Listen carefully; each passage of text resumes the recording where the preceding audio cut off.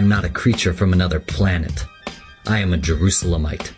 I have a few things to get off my chest. Because I am not a diplomat, I do not have to mince words. I do not have to please you. I owe you nothing. You did not build this city. You did not live in it. You did not defend it when they came to destroy it. And we will be damned if we will let you take it away. There was a Jerusalem before there was a New York. When Berlin, Moscow, London, and Paris were forest and swamp, there was a thriving Jewish community here. It gave something to the world. A humane, moral code.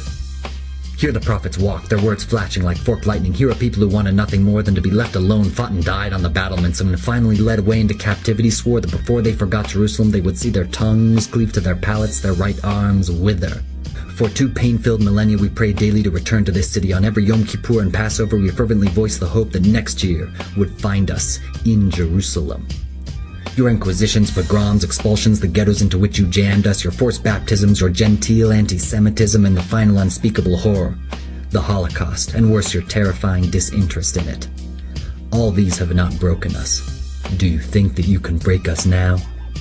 I have watched this city bombarded twice by nations calling themselves civilized. In 1948, while you looked on apathetically, I saw women and children blown to smithereens after we agreed to your request to internationalize the city, and the savage sacking of the old city, the willful slaughter, the wanton destruction of every synagogue and religious school, the desecration of Jewish cemeteries, the sale by a ghoulish government of tombstones for building materials, army camps, even latrines.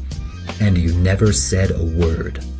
You never breathed the slightest protest when the Jordanians shut off the holiest of our places, the Western Wall. Not a murmur came from you whenever the legionnaires opened fire upon our citizens from behind the walls. And 20 years later, when the Arabs unleashed a savage, unprovoked bombardment of the Holy City again, did any of you do anything?